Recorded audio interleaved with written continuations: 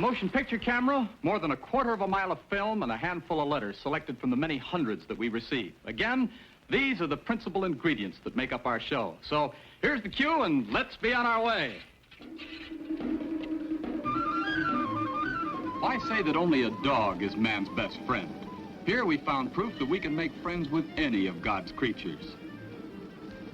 A bird happens to be this man's best pal. His name, Mr. Earl Stall of Buckley, Washington.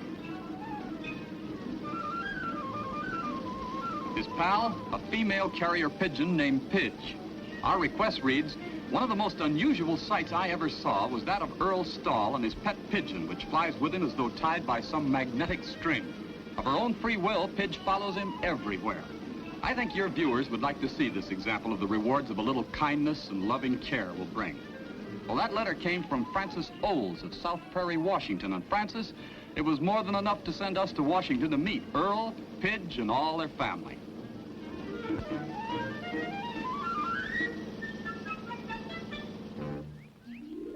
You couldn't find a more ideal home life for either man or bird. But Earl never keeps Pidge in a cage or a pen. She has absolute freedom. She'll fly off through the trees like any bird. But she has nothing to do with other pigeons. He doesn't have to wait long for her to show up. She comes only to him, no one else. Earl's wife understands. Earl never made the slightest effort to train Pidge. This was all her own idea. The perfect way to win a creature's love, we know, is with food. But how many would take it like this?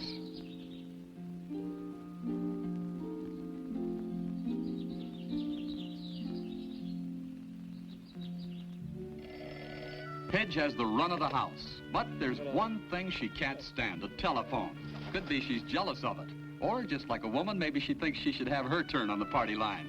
Earl has to call for help every time. Marita. Older daughter Marita to the rescue. Give Dad a chance. Certainly. Pidge has one fault. She's stubborn. She tolerates the rest of the family, but she's a one-man bird. It's also common in the Stall household that the other kids don't even notice. We told you she was stubborn. Back to her master and that ornery telephone.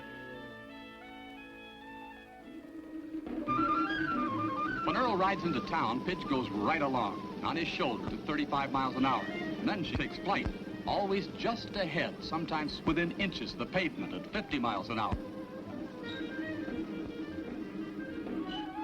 Earl cycles daily his job at a Tacoma London mill, 25 miles away. If Pidge ever gets left behind, she makes a beeline for that mill. Time to gas up, in for a landing. Full measure now. Pidge keeps a sharp eye on that tank.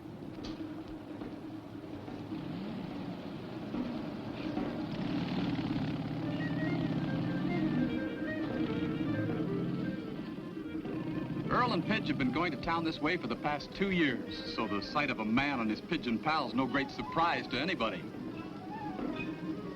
All the townspeople know Pidge by name. The friendly wave is for both of them.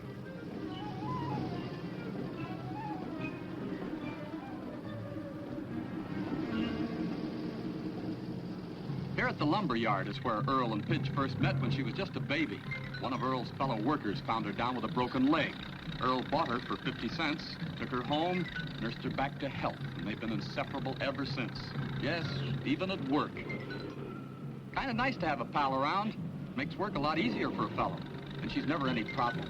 That is, until Earl goes out for coffee. Cafés are for human beings. Dogs have to stay outside, so why not pigeons, too?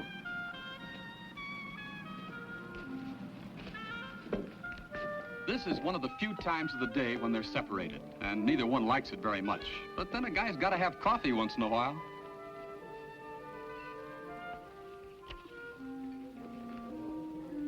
Doesn't seem right, though, leaving your best pal outside.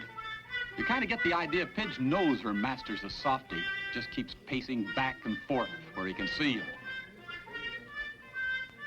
Yep, sooner or later he weakens. Ask the waitress to let Pidge inside. She's a softie, too.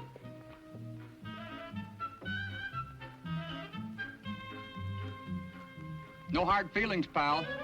Now, how about something to eat?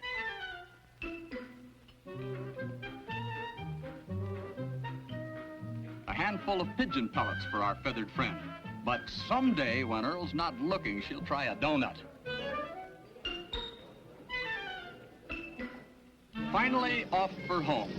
Well, Francis, it was a wonderful visit for yours truly and our camera crew along the green highways of Washington to see what it's like to have a pigeon for a pal. We're glad you asked for it.